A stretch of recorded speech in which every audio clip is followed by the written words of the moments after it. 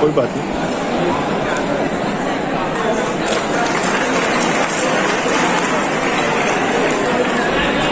वाराणसी की मंडल करेंगे।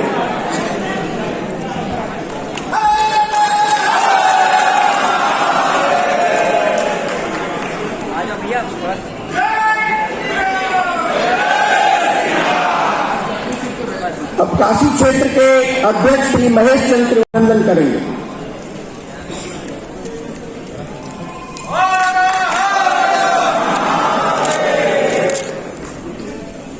सभी जनप्रतिनिधि मिश्र दयालु जी, माननीय अशोक धवन जी, माननीय मृदुला जायसवाल जी, माननीय पूनम मौर्य जी।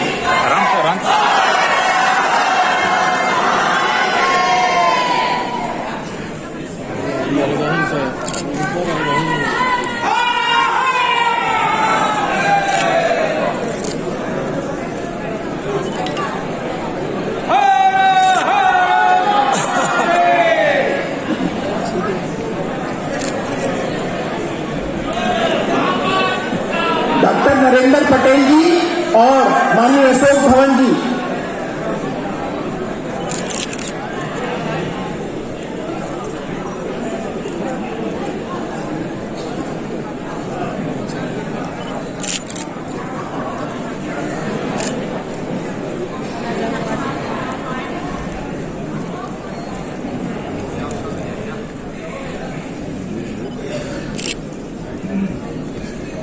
हमारे प्रधान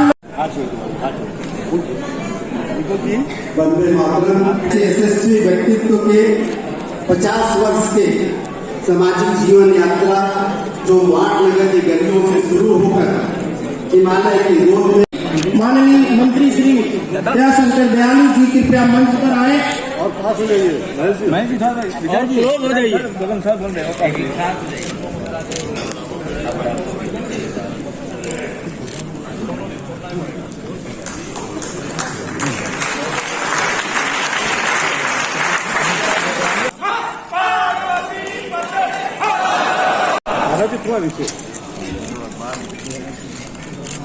महाराज जी थोड़ा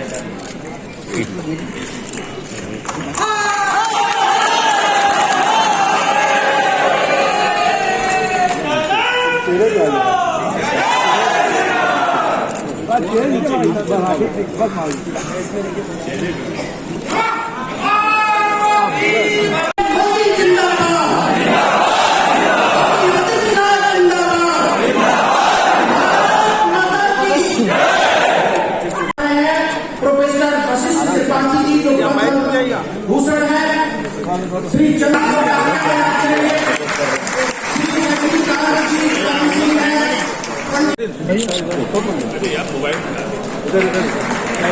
सर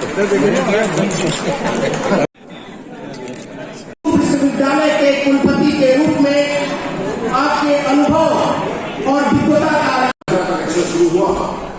उस भूकंप के बाद से मैंने वहां गुजरात जाना शुरू किया, गवर्नमेंट का वहां प्रोफेशनल तरीके से और भूकंप के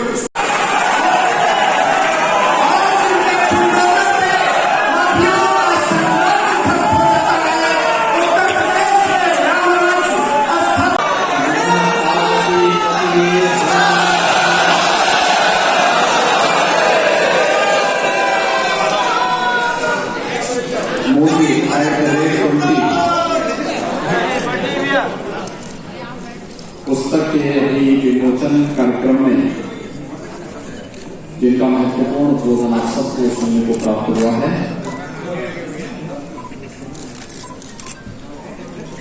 महानुभाव हमारे सभी मीडिया से जुड़े हुए संपादकगण, काशी के सभी विद्वजन और उपस्थित भाइयों बहनों, नेताओं में शुमार भारत के लोकप्रिय और यशस्वी प्रधानमंत्री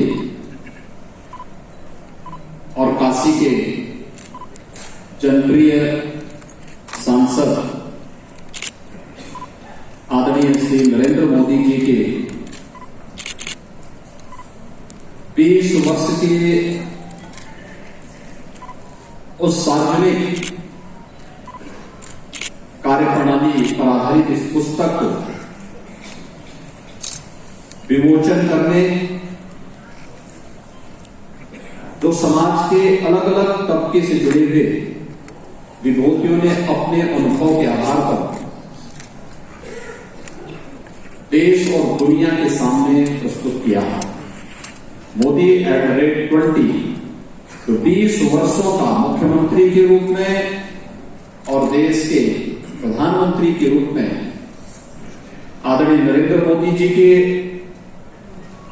कार्य पद्धति पर आधारित इस पुस्तक के हिंदी संस्करण का विमोचन का एक कार्यक्रम बाबा विश्वनाथ के इस पावन धाम काशी में, और जिसे हम कह सकते हैं कि आदरणीय नरेंद्र मोदी जी की ही काशी में आज संपन्न हो रहा है।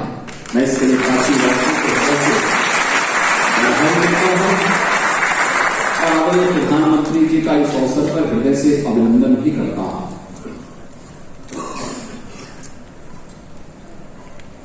भाइयों बहनों, पूरी काशी और पूरा उत्तर प्रदेश अभिभूत है।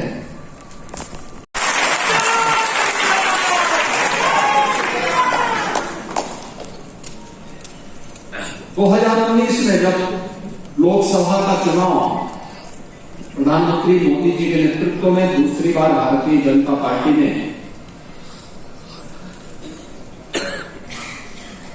मैदान पर उतरी थी, उस समय भारतीय जनमानस की ओर से एक स्लोगन निकला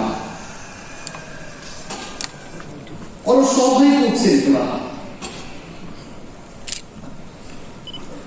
वह समय था जब प्रधानमंत्री मोदी जी के मुख्यमंत्री और प्रधानमंत्री के रूप में 18 वर्ष के कार्यकाल पूरे हो चुके थे। तब लोगों ने कहा था कि मोदी है तो मोदी है, और वह उन्होंने हर एक स्तर पर करके दिखाया।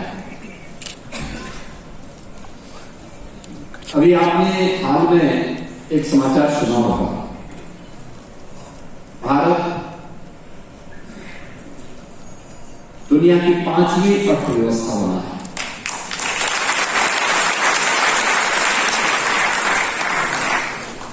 भारत के गौरव तब प्राप्त हो रहा है जब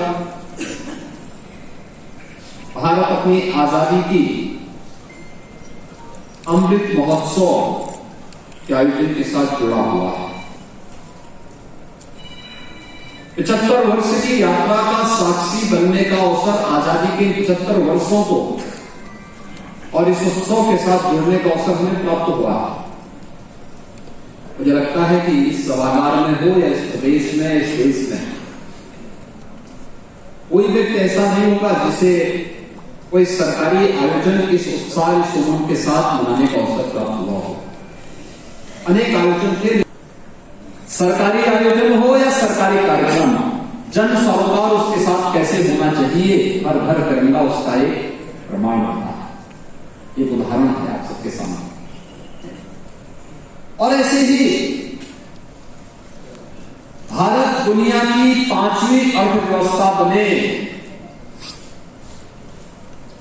और किसको पछाड़ कर दे? उस ब्रिटेन पर जो 75 साल पहले हमने ब्रिटेन को पिछाड़ करके 5वीं अर्थव्यवस्था हासिल की है। बस्ती, देवीपाटन कमिश्नरी से लेते हुए आप बरेली से होते हुए सहारनपुर कमिश्नरी तक जाएंगे, इस पूरे क्षेत्र में इंसेफ्लाइटिस से हर वर्ष हजारों मौतें होती थी। जुलाई से लेकर के नवंबर के बीच में 1 से 15 वर्ष तक के बच्चों की मौतें होती थी, हर वर्ष होती थी। और 1977 से लेके ये मौत का सिलसिला जो प्रारंभ हुआ लगातार बढ़ता गया। हर वर्ष 1500, 2000 मौतें होती। इसकी वैक्सीन ढूंढने का प्रयास, जो लोग उस समय सत्ता में थे उनको नहीं था। इसकी कोई वैक्सीन होगी, इसका कोई उपचार होगा। और आश्चर्य तो ये है कि बीमारी 1977 में आई और शासन के कान में ये आवाज तक पहुंची जब 1998 में गोरखपुर का सांसद बना। यानी उससे पहले 15 वर्षों तक किसी ने भी इसका संज्ञान नहीं लिया। वैक्सीन आई 2006 में, जबकि जापान में इसका वैक्सीन बन चुका था 1905 में। 100 वर्ष के बाद भारत में वैक्सीन आई और कोरोना महामारी में आपने देखा होगा प्रधानमंत्री मोदी जी ने 9वें महीने एक नहीं 2 स्वदेशी वैक्सीन देश को 200 करोड़ वैक्सीन की डोजेज अब तक देश को फ्री में उपलब्ध कराई जा चुकी है और दुनिया के 25 से 30 देशों को भी वैक्सीन उपलब्ध करवाने का कार्य भारत ने किया। जो लोग 1 रुपये में से 80 पैसा 85 पैसा खा जाते थे, वे लोग प्रश्न उठाते थे कि पैसा कब आएगा। कोरोना कालखंड में अगर अकाउंट नहीं होते तो क्या डीबीटी के माध्यम से वो पैसा हम गरीबों तक पहुंच पाता, माताओं तक पहुंच पाता? लेकिन आज शासन की योजनाओं का लाभ हर जरूरतमंद तक पहुंचाने का कार्य डीबीटी के माध्यम से केंद्र की सरकार, राज्य की सरकार और कोई भी स्थानीय प्रशासन कर सकता है। हर व्यक्ति को यह सुविधा दी गई है। साथ साथ एक गरीब को स्वावलंबन के मार्ग पर आगे बढ़ने के लिए भी एक मंच दिया गया है। जो लोग पहले आज समझ में आता है हर व्यक्ति को कितना बीमारी का खर्चा बचा है परिवारों का। स्वच्छता का मतलब क्या होता है हर भारतवासी आज समझ चुका है और यह मिशन मोड में जन भागीदारी के माध्यम से भी हम तमाम प्रकार की बीमारियों का उपचार कर सकते हैं, बीमारियों से निजात दिला सकते हैं। हर घर में शौचालय बन सकते हैं। 10 करोड़ परिवारों को शासन के सहयोग से, जिन्होंने आजादी के बाद भी कभी अपने घर में शौचालय नहीं देखा था, उन घरों में शौचालय भी बना और नारी गरिमा के वीजा लगाने के लिए दुनिया हमें शक और संदेह की नजरों से देखती है। लेकिन आज जब हम जाते हैं और इंडिया की बात आती है तो कहते हैं अच्छा मोदी के इंडिया से है ना।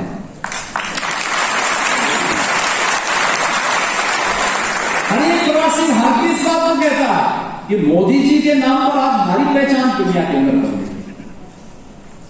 दुनिया के अंदर जहां कहीं भी आप देखते होंगे प्रधानमंत्री मोदी जी जाते हैं, प्रवासी भारतीयों के लिए भी समय रखते हैं, उनके साथ संवाद बनाते हैं, उन्हें अपने रूट के साथ जोड़ने के लिए कार्यक्रम आयोजित करते हैं। विरासत का सम्मान कैसे होना चाहिए, कुंभ को मानवता के मूर्त सांस्कृतिक धरोहर के रूप में प्रस्तुत करने का भाव होता है। या अगर कहीं लगता है किसी को कोई संदेह हो तो भाइयों बहनों, लोकतांत्रिक व्यवस्था में जीते हुए प्रत्येक की भावनाओं का सम्मान करते हुए भी वे सभी कार्यक्रम हो सकते हैं। काशी का काशी विश्वनाथ धाम हम सबके सामने व्यक्तित्व और कृतित्व की उसी भाव को व्यक्त करने के लिए जो महापुरुषों ने समाज से उन व्यवहारिक ज्ञान रखने वाले जिन महानुभावों ने इस पर अपने विचार दिए हैं, इसमें श्री अजय माथुर हैं, इंटरनेशनल सोलर अलायंस के महानिदेशक। उनका लेख इस पुस्तक में है। श्री अजीत डोभाल ये भारत के राष्ट्रीय सुरक्षा सलाहकार हैं और इंटेलिजेंस ब्यूरो के पूर्व निदेशक भी हैं। इनके विचार इसमें है। श्री अमीश त्रिपाठी ये एक अद्भुत आधुनिक परिप्रेक्ष्य में भारत के वांग्मय को लिखने वाले लेखक हैं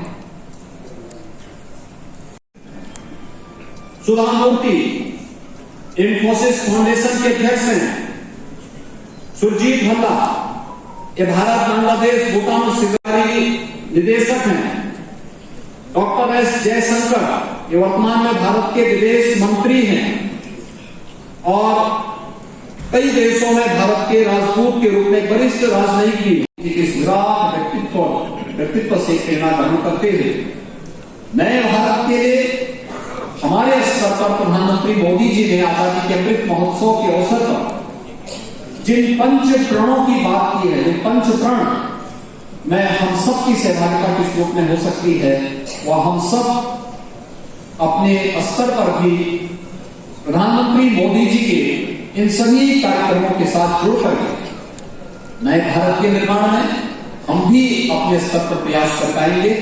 आप सभी आज के इस अवसर पर यहां पर उपस्थित हुए हैं। मैं एक बार फिर से काशीवासियों को